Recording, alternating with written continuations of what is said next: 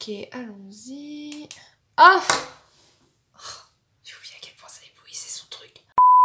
Hey, salut à tous et bienvenue dans une nouvelle émission de l'atelier Pop Couture, dans ce qui est littéralement, mon atelier couture. Et ça sera une émission sans NJ car confinement oblige, je vais être obligée de le faire toute seule. C'est pas drôle de faire des émissions toute seule.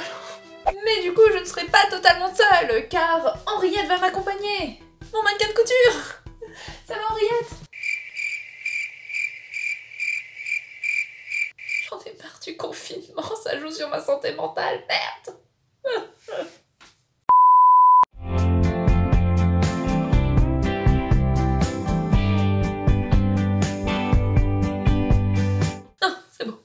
Tout va bien, tout va bien, tout va bien. Bref, en ce mois d'avril confiné, je vais me mettre enfin au travail pour mon costume de Martha Ravenswood. Car pour rappel, c'est vous les abonnés qui avez voté sur notre compte Instagram quel cosplay vous vouliez nous voir faire, moi et Angie. Et vous aviez voté pour le duo Henry et Melanie Ravenswood. Et dans une précédente vidéo, j'avais expliqué que bon, j'allais changer finalement en Martha Ravenswood pour des raisons vestimentaires et aussi pour une question du play, tout simplement. Que je préférais faire une robe de soirée plutôt qu'un costume, voilà, de croque-mort. Du coup, je crois que je vous ai tout expliqué. Maintenant, pour ce qui est du patron et du matos, alors là, celui que je vais utiliser, donc vraiment plutôt robe de soirée. Donc je pensais faire la robe principale qui est une robe droite, je vais prendre mieux comme ça, vraiment tout en violet avec une traîne en noir, idéalement en dentelle. Voilà, c'est en tout cas l'idée de base que j'avais. Après on va voir comment on va s'en sortir avec ce patron. Pour ce qui est du tissu, alors... Avant les annonces du confinement, je suis partie genre en urgence dans des magasins de tissus pour vite prendre tout ce qu'il fallait, ou du moins le principal, pour être sûre de pouvoir en fait avancer sur le projet au cas où si les magasins fermés ou selon la jauge de déplacement possible. Et dans ce que j'ai acheté... Voilà. Ah, ça faisait beaucoup de tissu. Donc, voici le tissu pour la robe principale. J'aurais préféré initialement un violet plus violet, moins aubergine, prune. Mais il n'est pas mauve! Sa couleur, c'est le violet! Oh, mauve, violet, ça fait pas de différence! Ouais, prune.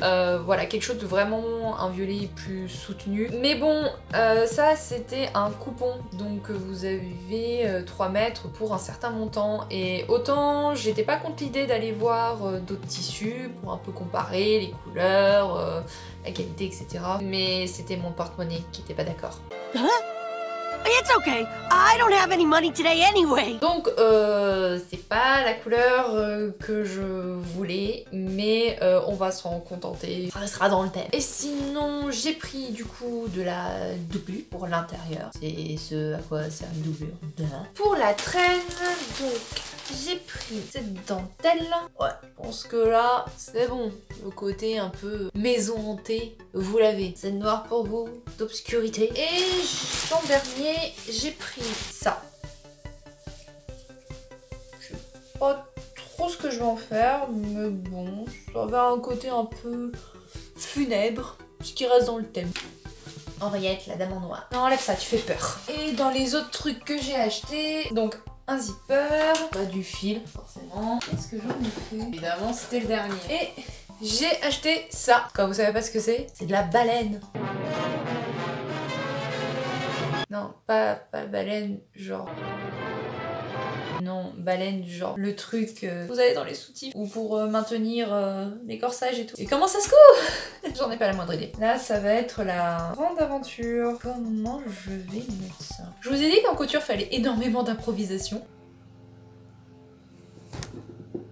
Du coup, l'objectif du jour, c'est de décalquer et de découper les différentes pièces du patron. Et pour ce qui est de la découpe du tissu, on verra ça demain.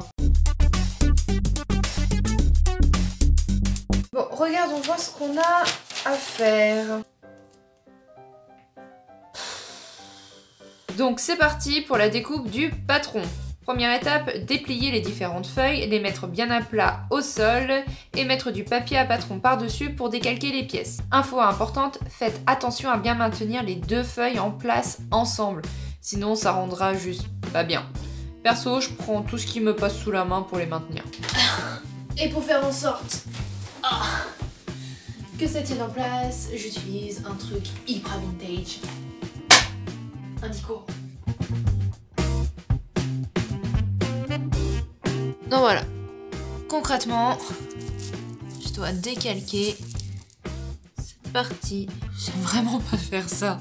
Deuxième étape, décalquer chaque pièce. C'est long, c'est chiant et le pire c'est qu'il faut être précis pour éviter les surprises plus tard. Je ne suis pas précise, donc j'ai toujours des surprises plus tard. Oh bah jusqu'où cette ligne.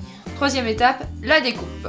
Mais pour vous éviter des plans trop longs et pas intéressants, je vais juste vous montrer ce que ça donne grâce à la magie du montage.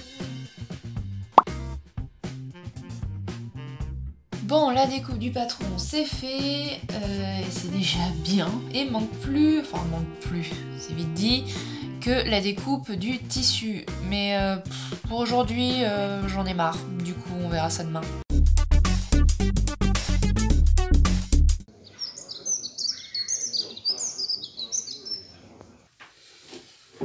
Jour 2 et aujourd'hui on se concentre sur la découpe des tissus, à savoir celui-ci et la doublure. Et petite surprise, en lisant le descriptif hier soir des différentes étapes des constructions de la robe, je me suis rendu compte que non seulement j'allais devoir faire une doublure, mais également une triplure. Donc j'ai pas fait énormément de doublures dans ma vie, donc des triplures encore moins, donc on va bien se marrer je pense. Et du coup ça fait qu'il y a beaucoup de pièces à découper. Et ça va prendre un certain temps, je pense. Donc on va pas traîner. J'ai d'abord commencé par découper le tissu violet. Et le garder bien à plat sur le sol a été une galère. Du coup, quand j'ai fini de découper toutes les pièces, j'étais contente avant de me rappeler qu'il restait la doublure et la triplure à faire. Oh. Et c'est reparti pour un tour.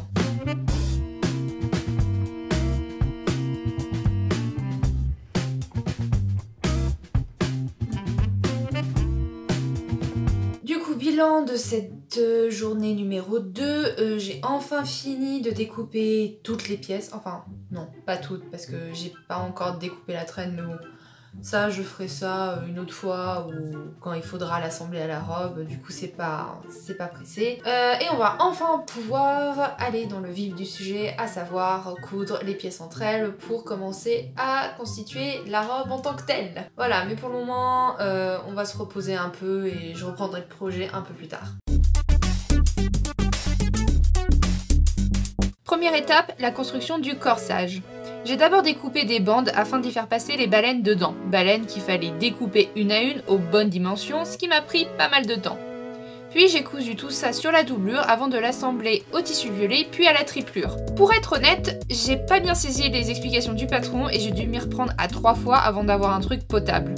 J'avais espéré finir cette étape dans la matinée, ça m'a finalement pris la journée. Sans parler des galères de tissus qui glissent ou qui sont hyper lourds, du coup ça partait dans tous les sens.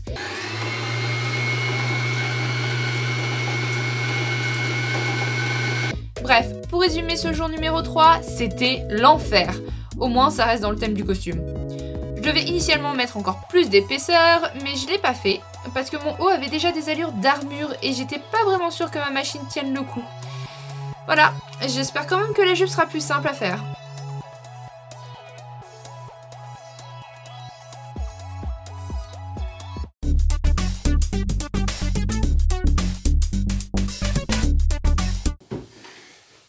Bon, bilan de la journée 4. Oui, bilan parce que j'ai pas beaucoup filmé le montage de la jupe ni l'assemblage du haut avec le bas. Parce que j'avais oublié. Et que j'avais la flemme. Pour faire court, le montage de la jupe n'était pas compliqué, mais j'ai eu la surprise de me retrouver avec un amas de tissu incompréhensible à l'arrière de la robe. Vous savez, ces fameuses surprises dont je vous ai parlé en début de vidéo parce que j'ai aucune patience dans la découpe du patron et du tissu. Bah voilà, ça donne ça. Au final, ça rend quand même une robe, loin d'être parfaite, mais au moins Henriette a quelque chose à se mettre sur le dos. Sauf qu'après 4 jours d'affilée à crisser, gueuler, pleurer et maudire ce projet, j'ai fait une longue pause. Parce que j'étais arrivée au point où je rêvais de découper cette robe en morceaux, ou de la brûler pour un côté plus festif. Mais plutôt que de faire quelque chose de stupide que j'aurais forcément regretté à un moment ou un autre, je me suis fait un thé et j'ai maté tous les épisodes de Black Butler avant d'enchaîner sur la première saison de Shingeki no Kyojin. Ce qui nous amène au jour 5.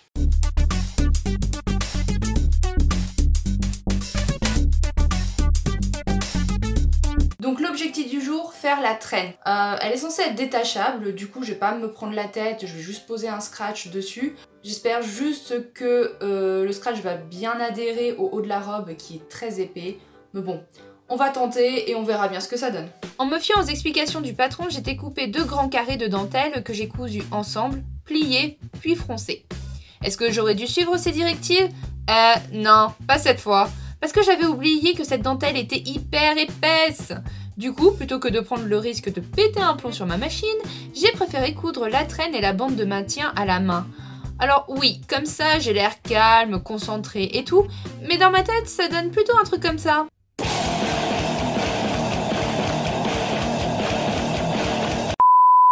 Et au final, ça donne une sorte de gros coussin bizarre. Ouais.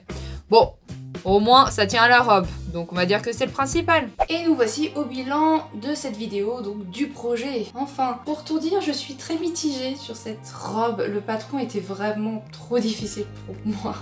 Je l'ai simplifié à fond et pourtant ça a été une galère à monter.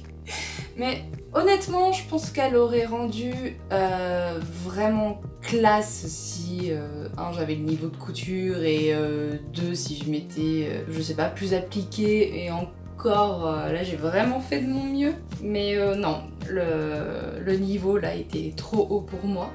J'aime bien la traîne, elle est juste hyper épaisse et je suis moins fan de cette espèce de coussin derrière.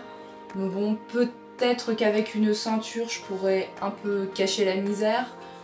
Et puis bon, c'est pour une vidéo, vu qu'on va sûrement vous présenter les costumes dans ce format-là.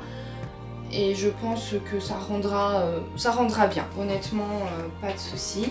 Donc, manque plus que des accessoires, comme des gants. Et je pensais aussi me faire une sorte de bibi ou de bijou de tête, je sais pas encore, je vais réfléchir. Faut que j'achète du velours pour ça. Et puis il faut qu'on vous garde quelques surprises. Donc j'espère malgré tout que cette vidéo vous aura plu. N'hésitez pas à vous abonner à notre chaîne ou à notre compte Instagram des Tabliers Ronds ou encore à celui de Pop Couture si c'est pas déjà fait. Et on se retrouve pour une prochaine vidéo, cette fois-ci avec Angie. Bye!